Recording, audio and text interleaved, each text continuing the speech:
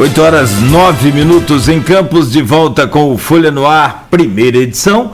Hoje, quarta-feira, dia 3 de março de 2021, recebendo o deputado federal Cristino Áureo conosco. E nós voltamos com você, Arnaldo, na pauta agora desse segundo bloco, uma série de assuntos também importantes. Eleição do Arthur Lira, presidente da casa, as consequências dessa eleição, né? A prisão do deputado Daniel Silveira e a PEC da impunidade também, entre outros assuntos. Arnaldo Neto. Vamos começar então falando aí sobre a composição da nova mesa da Câmara, para depois a gente entrar, inclusive, que a gente conversava aqui no intervalo, Cristiano, desse novo marco aí, o marco regulatório do gás, que é importantíssimo aqui, sobretudo para o norte Fluminense, todo o estado do Rio de Janeiro, mas sobretudo aqui para o norte Fluminense. Mas antes eu queria ouvir de você, que a gente tem perguntado a todos os deputados aqui da região que participam com a gente do programa, em relação à eleição do Arthur Lira, do seu partido, à presidência da Câmara. O que efetivamente para você muda em relação à gestão do Rodrigo Maia, sobretudo aqui para o estado do Rio de Janeiro, especialmente aqui para a nossa região? Olha, Arnaldo, nós tivemos aí uma eleição que acabou extrapolando em muito o ambiente interno do Congresso, né? Ou seja, dentro do ambiente polarizado que nós vivemos, as candidaturas, elas foram julgadas de acordo, talvez, com uma visão que era uma visão que, ao invés de discutir aquilo que era o posicionamento estrito da Câmara e do Senado, tentou fazer uma leitura de qual seria o comportamento dos presidentes das casas em relação ao governo, né, em relação ao executivo. Eu começo comentando que lá no Senado, por exemplo, a candidatura que conseguiu aglutinar, ela aglutinou tanto forças que apoiavam o governo ardorosamente, quanto conseguiu também apoio de partidos de oposição. Então, mostrando que, na hora de se eleger um presidente do parlamento, muitas vezes essas contradições elas são perfeitamente possíveis, desde que na composição da mesa, na composição das comissões, os partidos se sintam representados de alguma forma. Então, assim, lá no Senado elegeu-se o senador Rodrigo Pacheco com essa configuração.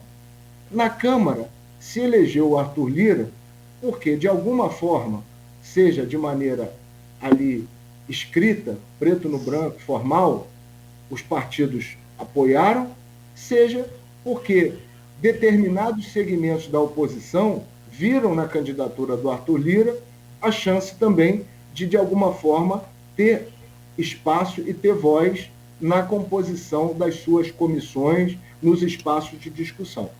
Então, a vitória do Arthur Lira ela foi muito expressiva, e eu quero dizer o seguinte, para aqueles que dizem que foi o governo, porque o governo apoiou, o governo já apoiou várias candidaturas em passado recente, e o apoio do governo valeu foi a derrota daquela candidatura ou a vitória de uma terceira via.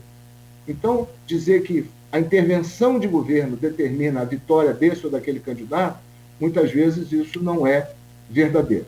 O fato é que eu tenho uma relação muito positiva com o deputado Rodrigo Maia, respeito muito, e ele cumpriu um papel importantíssimo na transição do momento que nós tínhamos em 2016 até esse momento. Rodrigo foi um equilíbrio muito importante na Câmara, cumpriu esse papel, eu reconheço, e ele fez vários gestos dentro do parlamento que foram importantes até para a gente serenar o ambiente em relação a determinados problemas de ataques aos fundamentos democráticos. Acontece que nós vivemos agora um outro momento, em que nós precisamos de uma unidade muito grande para fazer com que as pautas minimamente andem, porque nós temos muito pouco tempo pela frente para aprovar uma série de medidas que o país precisa. E, nesse sentido, a eleição do Arthur Lira, ela dá essa possibilidade de fazer com que haja uma união maior das forças de centro. E aí eu quero dizer o seguinte, eu me declaro um radical de centro, né? Porque eu acredito que, embora alguns possam, de maneira pejorativa, tratar o centro como centrão, como base do fisiologismo do Congresso, etc. e tal, mas aqueles parlamentares que têm um posicionamento que está fugindo dos extremos são os que conseguem dar, de fato, andamento nas pautas, são aqueles que mais se aprofundam sem tanta paixão nos temas, são capazes, então, de ponderar e achar um ponto de equilíbrio nos temas. Então, eu acho que esse centro que se reuniu em torno da eleição do Arthur Lira é um centro que tem toda a condição de fazer com que as coisas efetivamente avancem. Então, eu, outro dia, comentava com um grande amigo que eu tenho aí em Campos, que é o Álvaro César, vereador de vários mandatos, que conhece profundamente o parlamento, né, com quem eu tenho a honra de caminhar em Campos, e a gente comentava sobre isso, quer dizer, a independência que o parlamento tem que ter para escolher os seus próprios dirigentes de acordo com as tendências que estão majoritariamente acontecendo na casa. E o centro é hoje um ponto de equilíbrio dentro do Congresso, e foi ele que fez o presidente das duas casas, né? Assim como em outro momento, posicionamentos mais à esquerda levaram à eleição de parlamentares com perfil mais de esquerda, que tem que ser respeitado, porque naquele momento o parlamento, o centro, tendeu a essa vertente, e hoje eu acho que a gente está tendo no centro a chance de fazer o equilíbrio entre os extremismos, né? Então, eu acredito que a eleição do Arthur, sob o ponto de vista também do apoio, e aí eu estou falando aqui pelo nosso partido, né? Eu conversei com o prefeito Vladimir, eu já tinha apoiado, através de emendas, de maneira muito expressiva, a administração do Rafael Diniz, porque a administração é a administração do município de Campos, né? E eles abriram as portas, tanto o Rafael e agora o Vladimir, independentemente de ser do mesmo partido, eles abriram as portas para que eu possa apoiar. Infelizmente, o município de Macaé, onde eu nasci, por exemplo, né, o ex-prefeito que saiu de lá, sequer registra uma emenda que eu coloco no orçamento, naquilo que eu considero uma atitude absolutamente agressiva com a população, né? Então, eu quero ressaltar que os prefeitos de Campos têm essa altura, né? E eu espero que o novo prefeito de Macaé, o Velbert, tenha essa compreensão, onde os deputados podem sim trazer de volta um orçamento que é gerado pelos municípios e que é um papel do parlamentar trazê-lo de volta. Então, assim, eu tenho conversado com o prefeito Vladimir no sentido de que tudo aquilo que a gente possa fazer dentro do município, e aí respondendo o Arthur Lira, é alguém que compreende essa coisa de orçamento, que apoia as emendas, que batalha junto ao executivo. O Arthur tem um temperamento que ninguém vai cooptar ele, vai mandar nele, é um sujeito que tem posição firme e que nos ajuda nisso. Então, se está sendo possível para mim, já nesse orçamento, colocar recursos em Campos para a agricultura, conversei com o secretário Almir, com o subsecretário Molfatti, com o vice-prefeito Frederico, né? Pessoal que está ligado ao setor de agricultura, vou colocar recursos, estou colocando no SIDENF, que é o consórcio de todos os municípios, mais de 4 milhões e 300, junto com outros deputados que estão nos apoiando também nessa iniciativa. Tudo isso é avalizado por uma presidência muito firme do Arthur, que vai cobrar que o executivo cumpra tanto aquilo que é impositivo, tanto aquilo que nós estamos batalhando pelos municípios. Então, eu acredito que foi assim que se formou essa maioria em torno do presidente Arthur. Agora, a gente vai aprofundar mais nos projetos aqui para a região, Cristiano, inclusive nessa da agricultura, eu esqueci de falar no primeiro bloco sobre as questões relacionadas ao setor sucroalcooleiro, que tem novidade. No próximo bloco a gente conversa também especificamente sobre isso. Mas nesse eu queria voltar um pouquinho para Brasília com essa questão que a gente abordou aqui também com todo mundo, da questão da prisão do deputado Daniel Silveira, o deputado do PSL do Rio de Janeiro. Teve uma prisão em flagrante, que é muito discutível no meio jurídico, né, desse flagrante, mandado de prisão em flagrante, né, que foi expedido pelo Supremo Tribunal Federal. Então, eu digo discutível porque tem pessoas que pensam de maneira diferente, né, tem gente que... o Laterça teve aqui, por exemplo, disse que lembrou que com o senador Delcídio aconteceu da mesma forma, um mandado de prisão em flagrante em 2015, enfim, mas teve que ser avalizado pela Câmara e a maioria votou pela manutenção da prisão do deputado Daniel Silveira. Você também votou a favor, né? Eu falei com você um pouco antes da votação, você expôs ali seu posicionamento, gostaria que o senhor fizesse aqui também para quem está nos acompanhando. Mas o que ficou desse episódio? Havia um risco de cisão muito forte entre as instituições devido a esse mandado de prisão e a qual seria o posicionamento da Câmara. Como que você, de dentro desse episódio, como uma pessoa que votou, avalia esse risco que estava entre as instituições? Lembrando que havia tanto risco entre as instituições que o presidente da República até hoje não se manifestou sobre o caso. Sim. Ele pode fazer isso, mas nós não, porque nós temos não só prestar contas do voto, mas também da lógica adotada para esse voto. Então, assim, primeiro quero dizer que ninguém vota com satisfação num assunto desse. Ninguém vota feliz a prisão de alguém, de quem quer que seja, muito menos de alguém que foi eleito e foi colocado lá com os votos de parte da população.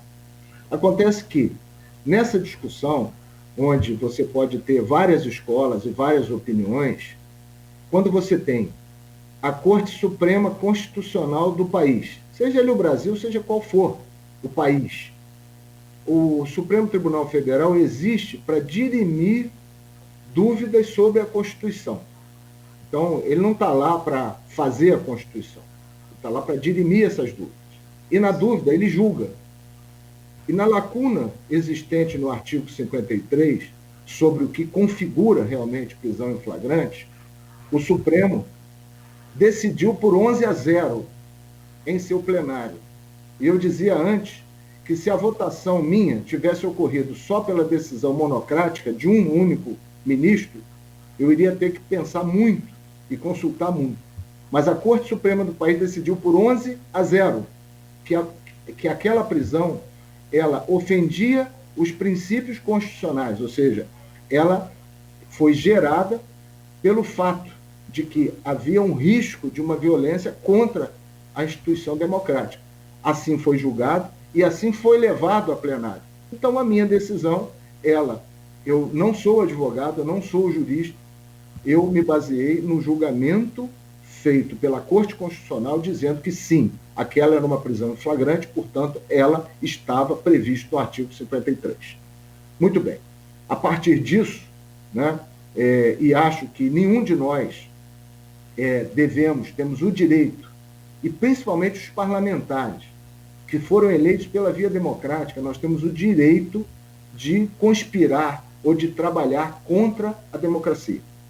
Nós não temos, nós juramos quando a gente assume o mandato, isso é uma coisa muito séria, porque eu tenho familiares, vários de nós que vivemos nessa geração passou por problemas sérios relacionados a abusos cometidos no momento que o país não tinha um sistema democrático funcionando, né? Então, para aqueles que muitas vezes me veem, o Cristino é um parlamentar de centro, alguns querem me colocar para centro-direita, para centro-esquerda. Não.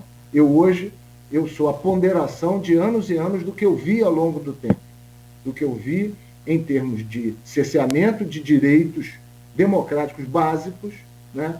Do que eu vi também de governos que abusaram da democracia em outro sentido, e hoje eu acho que a ponderação diz o seguinte: nós temos que matar na origem qualquer tentativa.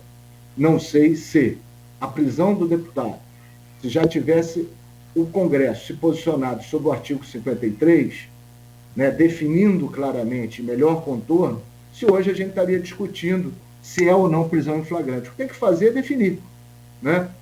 Quando vai definir? Já vou entrar no outro tema. Foi apressada a questão de tentar votar a PEC da imunidade semana passada? Acho que foi sim. Acho que foi apressado. Nós poderíamos e podemos fazer essa discussão de uma maneira mais tranquila. Acontece que é preciso definir claramente isso, né? Essa é a principal emergência do país? Não. Ela foi provocada por um fato impensado do deputado, que inclusive depois veio a público se desculpar e dizer que se excedeu, mas se excedeu. E nós precisamos resolver isso. Então, assim, não é agredindo ninguém, não é pela rede social fazendo bate-boca, mas é colocando essa comissão especial para funcionar e definindo os limites claros do que é o artigo 53. A partir disso, nós vamos ter, então, uma condição de dizer o seguinte: bom, primeiro, as pessoas só devem ser presas depois de um julgamento.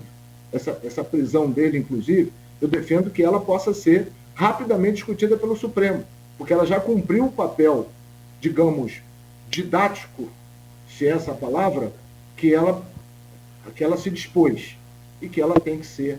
Nós temos que discutir os parâmetros e o Supremo também tem que ver a extensão desse episódio para poder melhor se posicionar. Agora, existe no grupo aí uma pergunta com relação a um pedido de prisão, que a Câmara teria pedido a prisão do Danilo Gentili, apresentador de TV, humorista, com humor muitas vezes ácido e que gera muitos processos, e de todas as esferas políticas, e não vou aqui fazer juízo de valor quanto a ele. Você tem alguma informação quanto a isso, Cristiano? Houve esse pedido de prisão devido a uma publicação dele no Twitter? O que eu soube é que houve uma representação, né, que também faz parte do jogo democrático. Alguém que queira representar contra qualquer um de nós faz parte, tem direito, né? Mas se você me perguntar se eu acho que esse é o caminho, não. Daqui a pouco nós vamos fazer de um episódio uma espécie de vingança coletiva, uns se vingando dos outros, né? Acho que tem que ter comedimento, mas não acho que nós devemos trabalhar para limitar a liberdade de expressão da imprensa. Senão, daqui a pouco, nós vamos ter um Charlie Hebdo no Brasil. Nós vamos começar a ter gente que se acha ofendido por uma crítica de natureza religiosa ou de natureza de gênero e tal, e vai começar a não só desejar a morte, como também praticar, né, atos de violência física, né? Já que a violência moral, infelizmente, está disseminada no território sem controle da internet, né, que nós não podemos, inclusive, dessa dark web, dessa coisa terrível que é o espancamento das pessoas, né, numa condição muito difícil. Então, assim, eu não compactuaria com sair de maneira deliberada processando todo mundo porque externou uma opinião aqui ou ali mais dura. Eu apenas acho que também no jornalismo tem que ter muita responsabilidade, né? O papel do jornalista é a crítica, o papel do jornalista é a apuração correta, mas esse incitamento à violência é vergonhoso. Deputado, vamos para um tema muito pertinente aqui para a nossa região, que sempre conversamos sobre ele com você, que é a questão da partilha dos royalties. O governador Cláudio Castro foi ao Arthur Lira e pediu para que ele fosse um patrono, né, desse acordo, para que o Rio não saia perdendo tanto. Acho que não há ambiente hoje para discutir partilha de royalties, tanto que o ministro Fux tirou de pauta, o julgamento estava previsto para o ano passado, mas há espaço para a gente pensar que essa conversa tem que ser no parlamento. Já falamos sobre isso em outras oportunidades.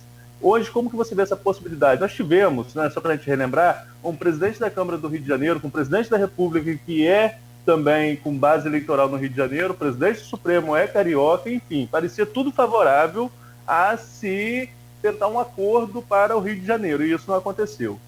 Agora o Cláudio Castro vai ao Lira e pede para ser o patrono desse acordo. Há ambiente para acordo no Congresso que o Rio não perca tanto com uma possível partida dos royalties? Olha, primeiro vamos colocar a coisa em termos bem claros, né? Essa lei que determinou esse movimento, ela é absolutamente inconstitucional sob todos os aspectos. Nós não podemos perder de vista que essa é a realidade que está colocada, assim, diferentemente da interpretação e tal. Lá é textual, está escrito. Não tem... O que se fez no Congresso lá atrás foi se adotar uma posição terrível contra o Estado do Rio. Foi um linchamento. A maioria linchou a minoria ao aprovar em 2012. E eu quero dizer aqui uma coisa, que dos grandes responsáveis por colocar o Rio nessa situação, não só o Rio, o Espírito Santo, foi a adoção do modelo de partilha. Foi olhar para o pré-sal e dizer o seguinte: nós temos que mudar isso porque o Estado do Rio vai passar a ter muito recurso.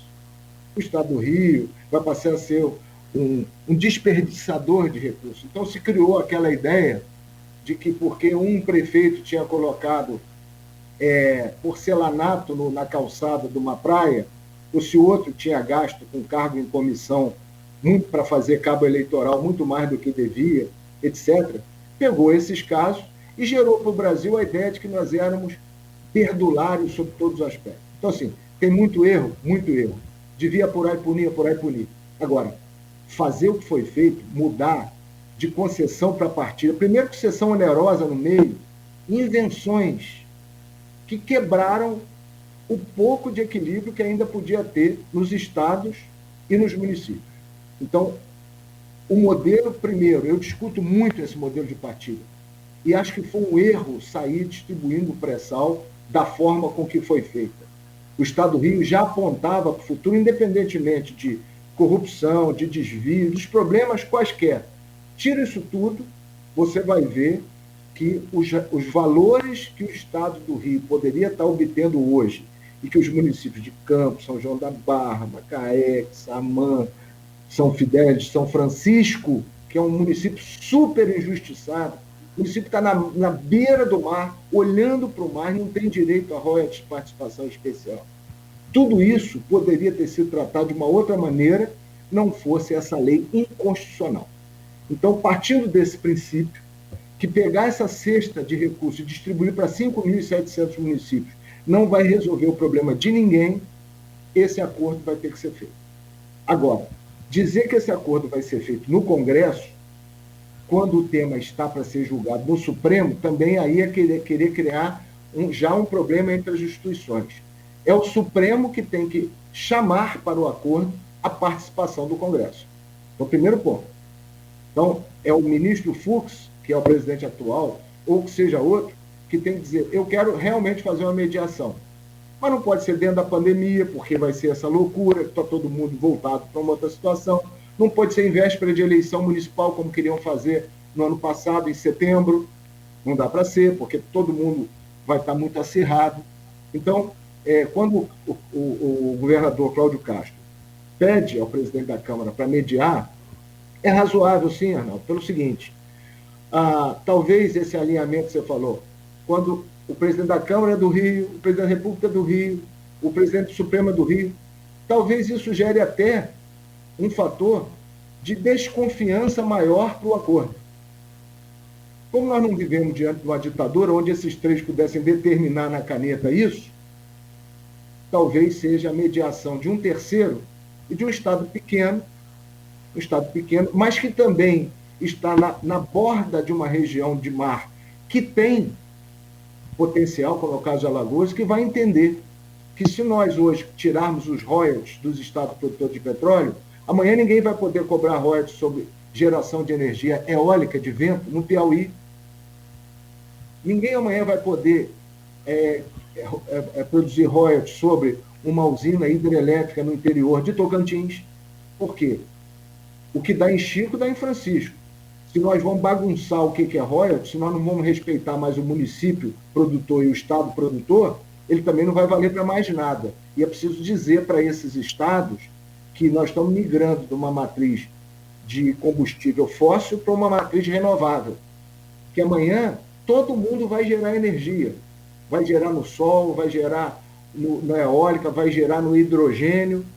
Todo mundo vai querer ter royalties porque é devido. Porque tem impacto ambiental. Botar painel solar no município é sustentável? É. Mas ocupa uma área de uma fazenda que podia estar produzindo alimento durante 25, 50 anos.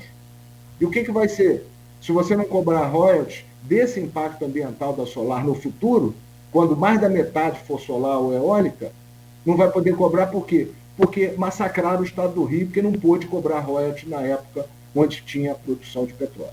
Então, esse equilíbrio, eu acredito que o presidente da Câmara possa ajudar, e foi um pedido, inclusive, meu, durante o período da campanha dele, quando ele esteve no Rio, que ele entrasse nesse assunto, que é uma bola dividida, mas que nós temos que resolver, porque não pode ficar sem julgamento pelo resto da vida.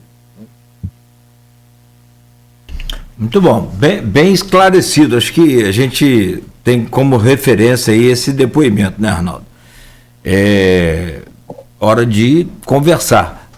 É claro, a hora que der, evidentemente. Bom, são 8 horas e 34 minutos. Deputado, a gente faz um rápido intervalo, Arnaldo, e já a gente volta para comentar e falar um pouco sobre os projetos do senhor aqui para nossa região, principalmente com relação a essa questão aí da PL 1440 de 2019, que é de autoria aqui de um campista, o Vladimir Garotin, tem como relator o Laterça, né? O Felício Laterça, como nós o recebemos aqui agora recentemente, o Arnaldo falava, e a gente quer saber a posição do senhor sobre esse projeto também, como é que fica, e outros, claro, de autoria do senhor.